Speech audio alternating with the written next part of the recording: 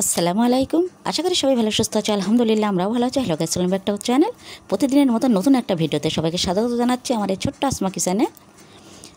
আমার এই ছোট্ট আসমা কিচেন অ্যান্ড ব্লগে সবাইকে ওয়েলকাম জানিয়ে তোমাদের সামনে সেই ছোট্ট একটা নতুন ভিডিও নিয়ে চলে এলাম। শুরুতে একটা লাইক দেবে বন্ধুরা, একেবারে স্কিপ করবে না, ফুল ভিডিওটা দেখে নেবে। আর যেসব বন্ধুরা আগে থেকে চ্যানেলটি সাবস্ক্রাইব করে কিছু সেসব বন্ধুদের জন্য রইল অনেক অনেক শুভেচ্ছা ভালোবাসা। আর যেসব বন্ধু এখনও চ্যানেলটি সাবস্ক্রাইব করুনি, প্লিজ চ্যানেলটি সাবস্ক্রাইব করে আমার পাশে থেকো। প্রতিদিনের মতো আমার বাড়িতে অল্প কিছু ফুল গাছ আছে, সেগুলো আমি যেইভাবে দেখিয়ে দিই আজকেও সেটাই করে দিলাম। তাহলে ফুল ভিডিওটা ওয়াচ করে দেবে আর একেবারেই আমার সাথে থাকবে।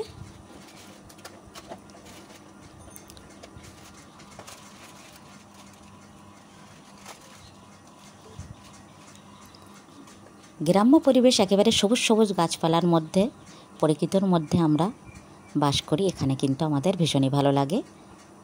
গ্রাম মানেই সুন্দর, গ্রাম মানেই শান্ত, সব কিছুই একেবারে অতুলনীয়। আর সেই সাথে মাটির চুলায় কাঠের জালে রান্নাগুলো আজকে তোমাদের সামনে আমি তুলে ধরছি। দেখে নাও তাহলে বন্ধুরা। আমার সারা ফ্রেন্ড খিচুড়ি স্কুল থেকে বাড়ি যাচ্ছে। সপ্তাহে একদিনেও খিচুড়ি স্কুলে যায়, একেবারেই নামলো না। যাওয়ার সময় একটু দেখা করে গেছিলো। চটজলদি চলো বন্ধুরা, আমি রান্নাটা করে নিই। তাহলে কি রান্না করছি সেটাই দেখে নাও। এক সাইডে তো ভাত বসিয়ে দিয়েছি আর এক সাইডে কড়াই বসিয়ে দিয়েছি। দিয়ে দিলাম পরিমাণ মতো তেল।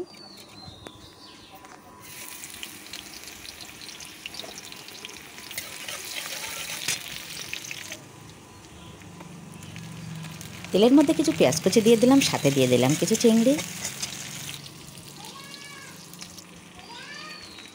এখানে আমি ছোট্ট ছোট্ট নতুন যে পুঁই ডাঁটাগুলো গজিয়েছে গাছ থেকে, সেগুলো তুলে এনে রান্না করে নিচ্ছি, সেটাই তোমরা দেখে নাও।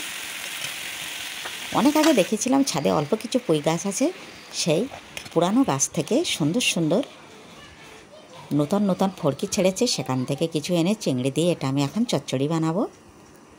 চটজলদি এই রান্নাটা করার পরে কিন্তু আরও একটা রান্না তোমাদের সঙ্গে শেয়ার করব। ফুল ভিডিওটা একেবারেই দেখে নাও।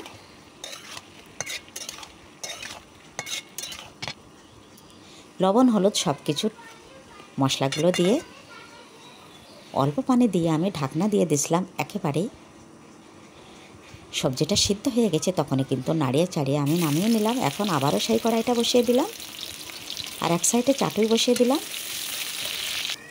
বড় সাইজের একটা রূপচাঁদা মাছ এনেছিল, সেটা ফ্রিজে রেখে দিয়েছিলাম।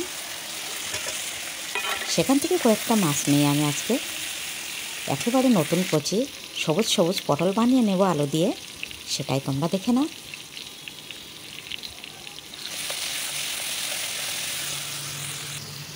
তেলের সঙ্গে পেঁয়াজটা ভেজে নিয়ে একেবারে পরপর আমি লবণও দিয়ে দিলাম, সাথে আলুটা একটু ভাজা ভাজা করে নিয়ে আমি সেই সবুজ সবুজ কচি কচি পটলগুলো দিয়ে দিলাম। এখন এটা কিছুক্ষণ আমি কষাতে থাকবো।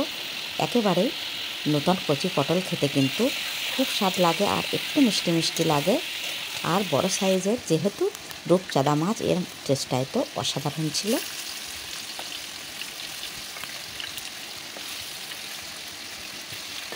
গরমের সবজি বলতে পটল, ঝিঙা এগুলো তো খেতে আমার ভীষণই ভালো লাগে। আর সাথে তো আরও কত কি আছে, উচ্ছেটাও তো অবশ্যই ভালো লাগে। আর বেগুন আছে, বেগুনটা এখনই একটু কম মেলে, দামটাও বেশি, তেমন একেবারেই খেতে ভালো লাগে না। বেগুনটা একেবারেই আনা হচ্ছে না। একটু একটু করে আলু পটলটা আমি কষে নিয়ে আর এক সাইডে মাছগুলো একেবারে কড়া কড়া করে লাল করে ভেজে নেব। তারপর পটলের মধ্যে দিয়ে আমি এই ঝোলটা বানিয়ে নেব।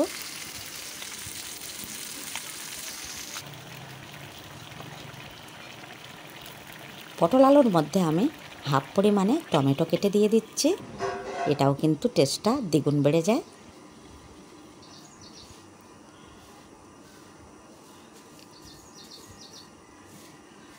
চারপাশে সবুজ সবুজ ফুলের গাছ, আর এই ফুলের গাছ দেখতে দেখতে আর আমার রান্নাটাও এখন শেষের পথে।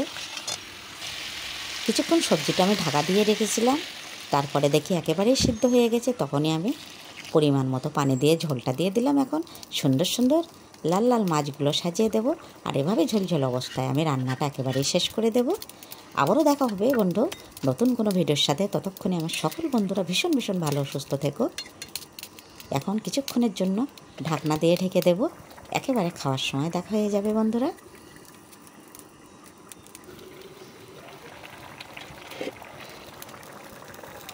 ঝোলঝোল অবস্থায় পটল আলু রূপচাঁদা মাছের ঝোল আমার একেবারে রেডি। আর এখানে ভাত বেড়ে নিলাম একে একে।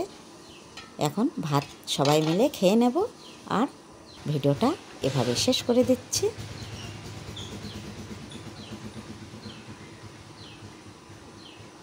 আল্লাহ হাফেজ।